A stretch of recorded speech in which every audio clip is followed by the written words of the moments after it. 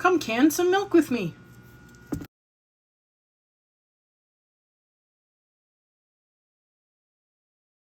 Hello, howdy, and welcome. I'm Kathryn, and I'm the Aerogarden Homesteader, and today we are preserving milk.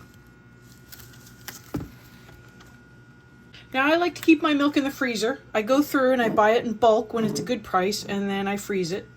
And today I'm making yogurt, and it doesn't matter if it's been previously frozen or not because we will be culturing it.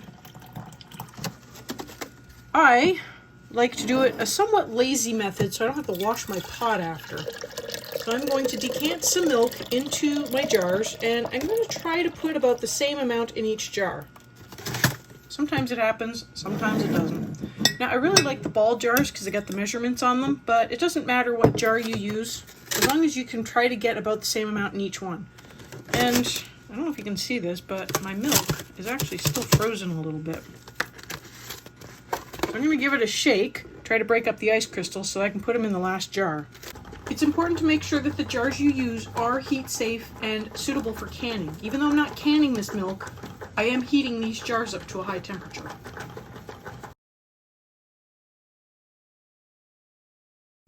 Okay, well, that may have partially worked.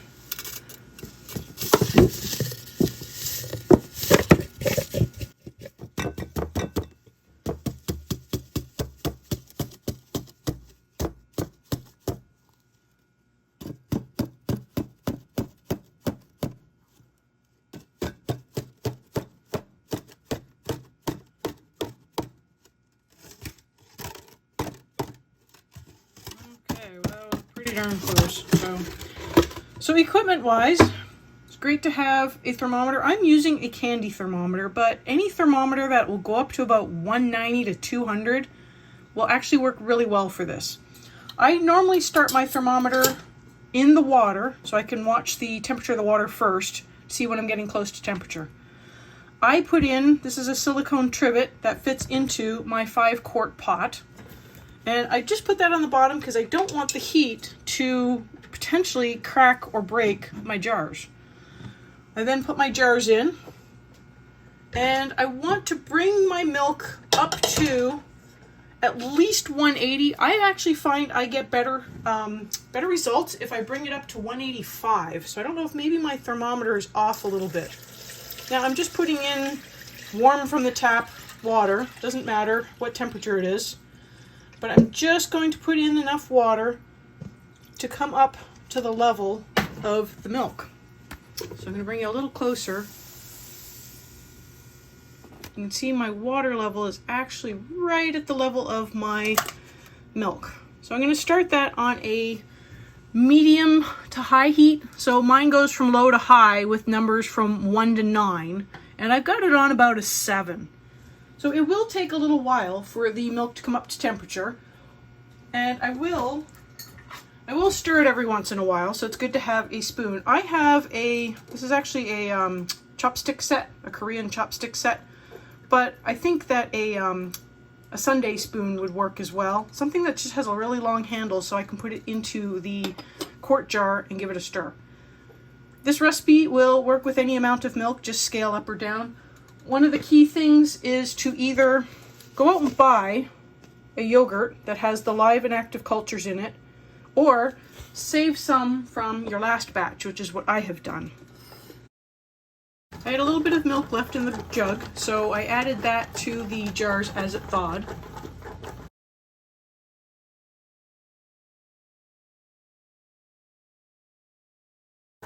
Now that my water has reached about, well, it's almost 80 Celsius, 50, almost 170. I'm going to take my thermometer out, and I'm actually going to transfer it to one of the milk jars. I'm going to turn my heat down a little bit as well. So I'm turning it down to about 6. At this point, I'm going to start stirring my milk every once in a while just to move it around and make sure the temperature stays uniform as it heats up. And I'm going to start watching it a lot more as it gets closer to the 180 Fahrenheit that I need. So that's going to be about 85 Celsius is what we're aiming for. Now you can see that my milk really took a hit on the temperature It was not the same temperature as the water. So I'm going to continue watching this. I'm going to continue stirring this and monitor the temperature as time passes.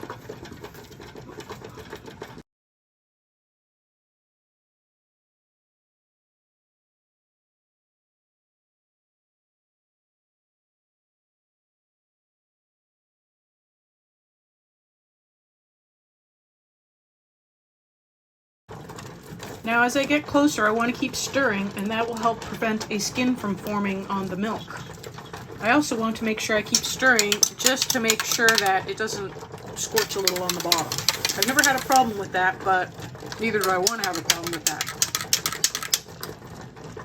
I'm pretty close right now. I have about 5 more degrees Fahrenheit to go, and then I can take it out of the heat.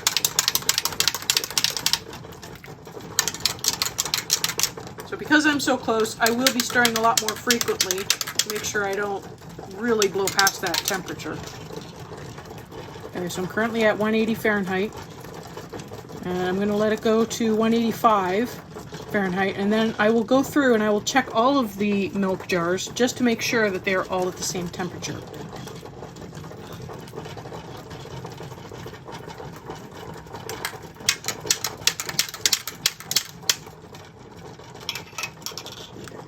So I'm really close now. Now the only other piece of equipment that you will need that I have not mentioned is a dehydrator, or something that will keep your milk warm. So I see a lot of people do this in the Instapot. My Instapot does not actually have a yogurt setting, unfortunately. So I will be doing mine in a large Excalibur dehydrator. And I also have the white plastic lids. These ones are just generic Walmart lids, but any plastic lid that fits on your ball jars will work fine for this.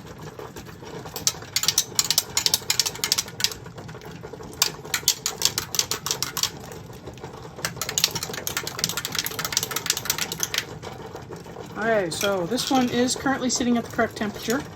I will go through and make sure all the other ones are at the correct temperature as well. So that one looks like it's at the correct temperature, and that one looks like it's at the correct temperature too. So I will take this off the heat, move it back a little bit so I have a little bit of space. I have this is actually a dryer rack. It's made out of silicone, but I flipped it to the other side so the water doesn't drain all over my counter. And then I just take my jars out, and I put them on here for now, and I allow them to cool. Now you can do a slow cool, just letting them sit at room temperature, or if you need to cool it faster, I have put it in cold water, not super cold, but lukewarm water, and I let it sit in that for a few minutes, stirring, just to bring the temperature down a little faster. Now I like to keep the lids on, even though it will get some condensation on the top of the lid. I like to keep the lid on because it does help prevent a skin forming too much on the milk. Now a skin will form a little bit, and that's just the nature of warm milk, but this does help a little bit. And I do, I leave it a little bit loose so that, there's a little bit of air flow that can happen. But for now, I am just going to cool this down to about 115 degrees Fahrenheit. And at that point, I will stir it up, which will help cool it down a little bit more, and I will add the culture to the milk and get it into the dehydrator. Be careful when you take the jars out, because they will be hot. So use hand protection if you don't have asbestos fingers like I do. So when I go to check the temperature in the jar, the lid will be filled with water. So I do try to take it off flat, and then I'll hold it over the sink to try to get some of the extra water out. So I'm not dropping it in my milk. I then give my milk a stir with the thermometer in, and I check the temperature. So I'm still pretty warm here. Let me see if I can show you the temperature. I'm coming up on 60 Celsius. I'm not sure what that is. The Fahrenheit on this thermometer is really hard to read. So, but as you can see, I am not at 110. So I will allow this to cool for a little longer until I get much closer. I'm aiming for at least about 115, because once I stir it up a little bit more and add the culture, it'll drop the temperature. Now that I have it really close to the temperature, in fact it's pretty much there, but I like to take the lids off when I get close and then just keep stirring so that it prevents the skin, but it also helps it cool down just a little faster without me overshooting the temperature. I wouldn't want it to get too cold and then the culture not work. So I saved culture from my last batch, and I normally just save it in a little deli container. Any little container will do. What I like to do, and I don't know if this is really necessary or not, but it's just something I like to do. I like to temper it with a little bit of the warm milk. So I take just a little bit out of each jar.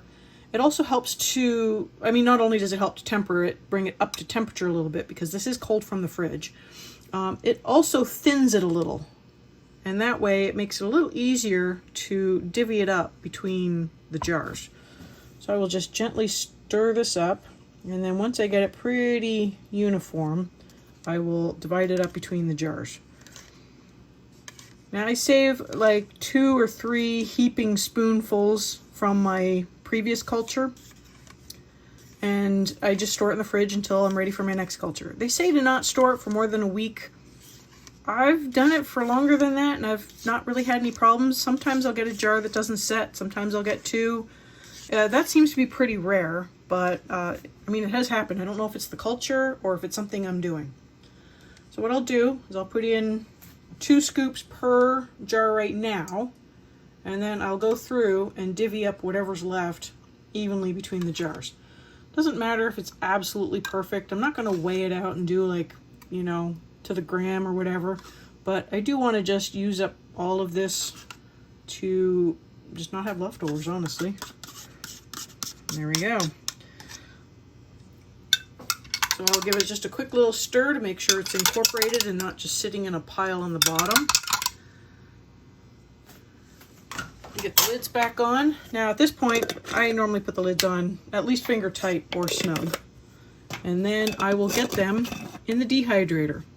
And I will bring you over for that. But pretty much I want my dehydrator set to 110, and I culture mine for 7 hours. I found that 7 hours makes for a good culture, a good set, a good taste. And I like to have this on my granola in the morning, kind of as a milk substitute, but it's yogurt. You could just do about anything with it. I sometimes will thicken it up and use it as like a sour cream type thing, Greek yogurt style. You know, sky's the limit when it comes to yogurt.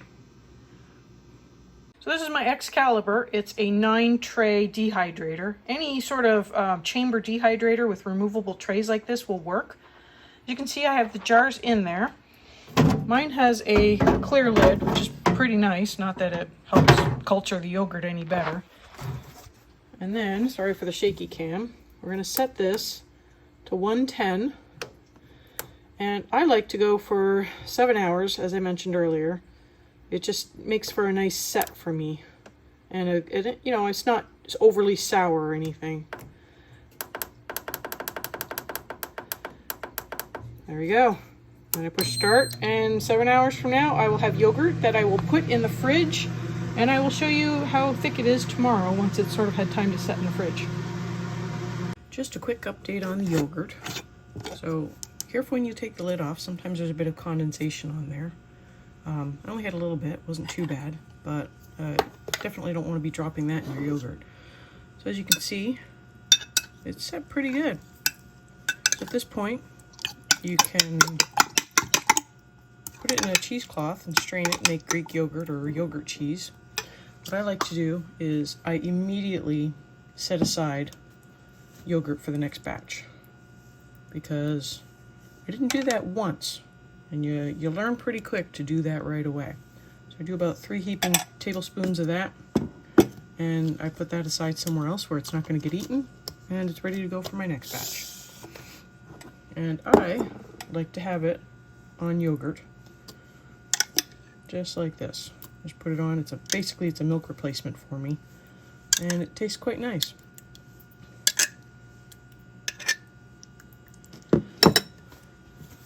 So there you go. If you want the recipe for the granola, let me know below. Otherwise, if you liked this video and you found it helpful, please like and share.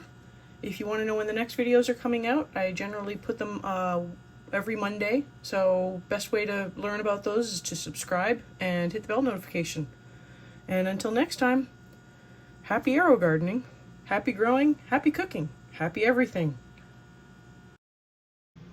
And now it's time for the plant update. So this is the celery. It is doing awesome. I really wanted only 4 of these in a bounty, and as you can see, it is starting to get a little out of hand. They are starting to get pretty big.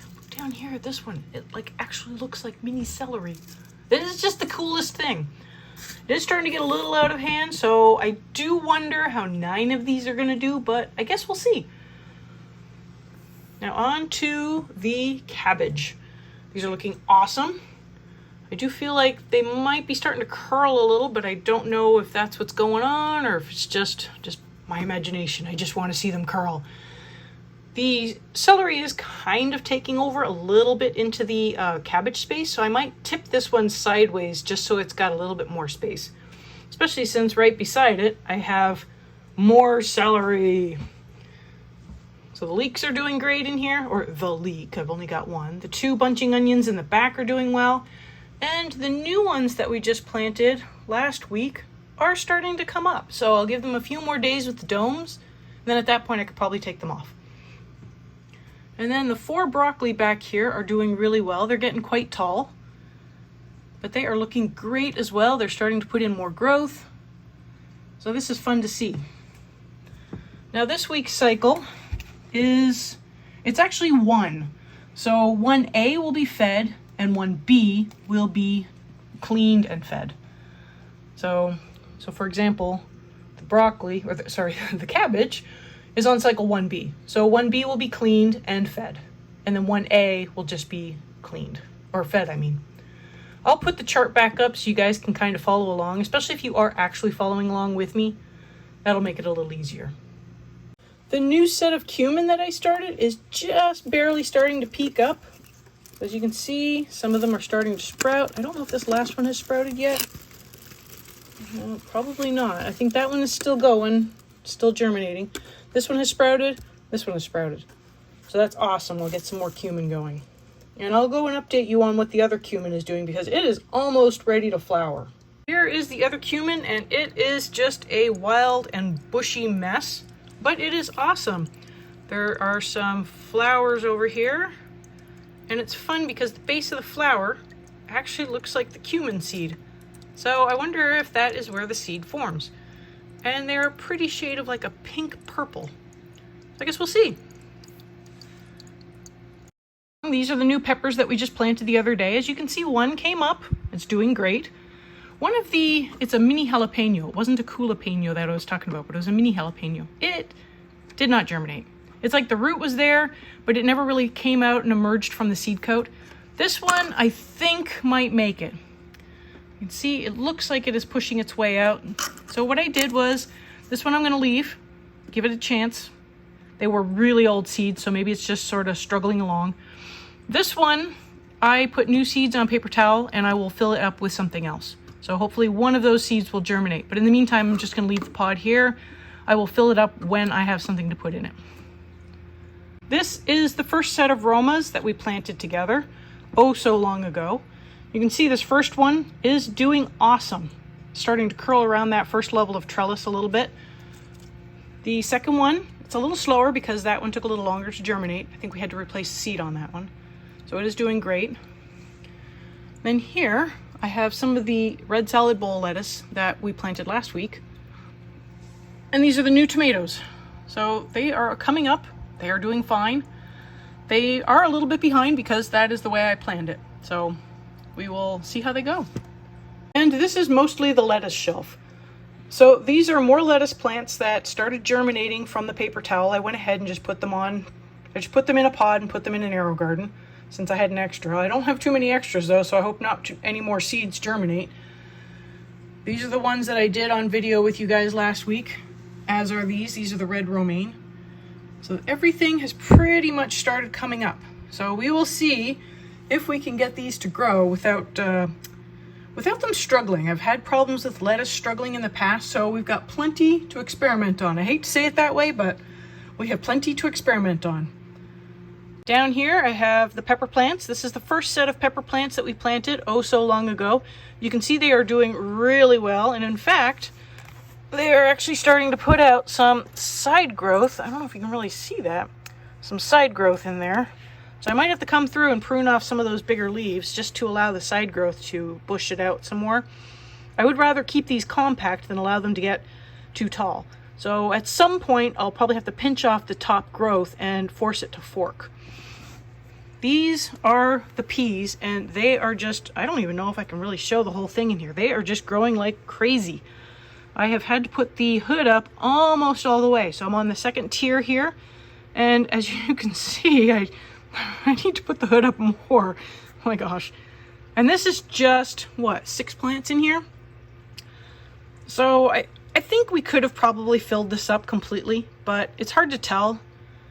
We'll have to keep that in mind for next time, and we'll see how the growth is on this, but it might be possible to fill this up completely with 9 plants. We will just have to see what the end growth looks like. And then finally here, these are the beans. So I did have, one of them did fail to survive in here, and that's fine. I think 4 will be fine. Again, this one might be able to handle more, but we'll see how it looks after the final set of growth. And something I did, so as I was putting these in, remember I said, oh, turn it so that the root can grow out. Well, I ended up coming back that same day, and I turned them so the root was going in. And I did that so that the stalk, or the stem here, would be centered in the hole. I realized the way I had put it in, it was actually going to be centered on the slot, and it would have been right up against the edge there. And I didn't want that. I want them to be as centered in the pod as possible. So I don't know how to add a correction to that video, but if you're following along, you got to do it the other way. It'll just end up being better in the long run. And over here, moving right along, that's the dehydrator you can hear in the background, but these are the cucumbers, and they are just going insane. These leaves are still massive. I did end up taking off a leaf underneath because it was starting to, it just was kind of dying off a little bit. I think it was from lack of light because these other ones are just shading them so much. But I've had to put on the second tier of the trellis. I'm going to have to put up the light soon. They are growing amazingly well. As is the kale. The kale is doing remarkably well in here. And to the point where I could probably start harvesting more of these outer leaves. So at some point I'm probably going to, I think I mentioned this before, at some point I'll probably take out the center growth and try to create a more bushy plant. But this is all just an experiment. I've never really tried growing kale in a sprout before. Sprout might be too small. I might have to upgrade to a harvest, which is why I started new seeds in a harvest, just to see what would happen. And then over here are the leeks. So again, they all seem to be doing really well. I have had to put the dome light up a little further and a second layer of the trellis on. These ones are doing well, even though there's 2 in there. This one is still kind of lagging behind, but I mean, I'm sure it'll catch up one of these days. The one back there is also lagging behind a little bit too, as is the one way in the back. And I need to get new lid covers. So over here I have more greens. These are herbs, these are the dill. These were really old pods. I am impressed that 3 of them have come up so far. This front one here doesn't look like it's come up yet, but I'll just keep an eye on it. If it does, it does. If it doesn't, I can either put another one in or just have 3. 3 is fine. And back here we have the bok choy. It is doing really well. All 4 of them have come up. They will just start exploding in growth soon. So as you can see, 1B, that one I won't clean this week because I just started it. I will just give it food. And then I will clean it the next time 1B comes up. So it'll end up having a bit of a lag on it, but it'll be fine. I did end up assigning all of the new plants that we started last week. I just assigned them to something. So this is the spinach, and it is doing great. There's 2 of them that they came up, but they haven't lost their seed coat yet. So I'm not sure, the same with this one. I'm not sure if I'm gonna have to go through and try to get the seed coat off. I don't know, I hate doing that because I've always in the past ripped off the the first set of leaves, and then it doesn't grow. So I'll give it a little bit longer and we'll see what happens, but we may only have 2 spinach plants, and I am okay with that. Back there are the mustard greens. They are also doing really well. All 4 of them came up. So we will wait and see what that does. And moving straight along, this is the kale that I put into a harvest. So I will see how well that grows in a harvest. I'm sure it'll do really well, but my concern is the ones on these might be too close together. So we will see. This is all just just an experiment right now. Right here, I have the parsley is growing so big. I probably just need to get some of that harvested because it is going to start overshadowing the basil that just came up. So if I can hack that back and either dry it, freeze dry it, or give it away, I will do that, and then it'll help the basil sort of catch up.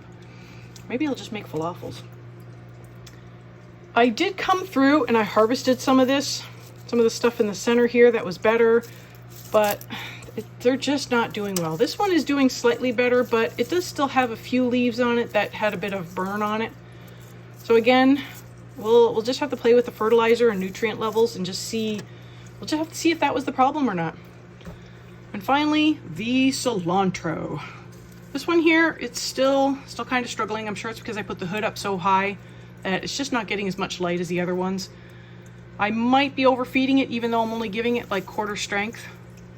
I have also been hacking away at it. I have taken out so many handfuls of cilantro, and you can barely even tell. This stuff just grows like crazy. So I am getting a new batch going. I have one more unused harvest that I can use for that. And then I've got a couple of other harvests just sort of floating around that have light issues. They'll still work. So if I need to start more, I can just do that. But this is the state of all of the plants so far. And I hope you've been following along with this. If you've been finding this useful, it would really help me if you would like it and share it. If you're not subscribed, that would be great too, because then you'll know when the next video comes out. I post weekly on Mondays right now, so that'll help you stay informed of when a new video comes out. And if you enjoyed the yogurt video, I have a salsa video where you can see how I make my salsa using cilantro that we grew in an Aerogarden here, as well as what my secret ingredient is to make it extra tasty. And on that note, I will see you next time on the Aerogarden Homestead.